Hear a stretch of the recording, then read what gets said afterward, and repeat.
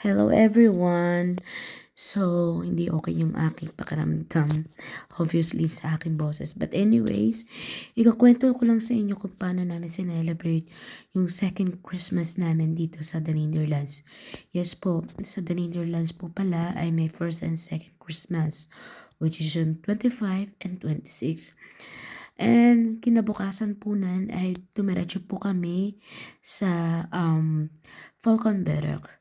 Bali, yung last night, which is 26, doon po kami nag-sleep over sa aking brother-in-law na nakatira sa Rotterdam. So, yan nga po ay nandito na nga kami sa Valkenburg at napakasikat po dito sa The Netherlands every time na season ng Christmas and New Year kasi nga nandito yung Cape na mga light, may mga Christmas lights. So, kapag pumunta kayo dito, ang very attraction dito is yung mga cave nila. So, very crowded.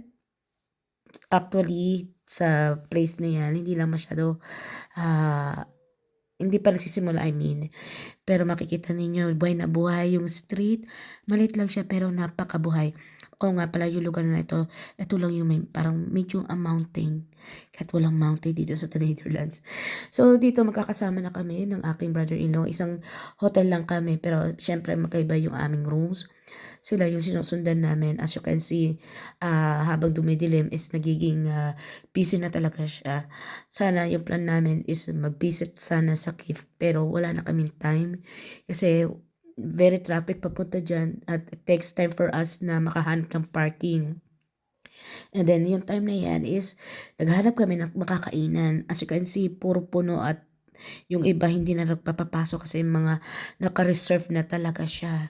So, we continually walking until nakita nga namin tong restaurant is a kind of Luca Bonita, but the name is Bueno. So, yung Bueno, yung food nila is really the same sa Luca Bonita. Sa mga ilang natin previous na vlog is almost the same yung food. It's very Mexican.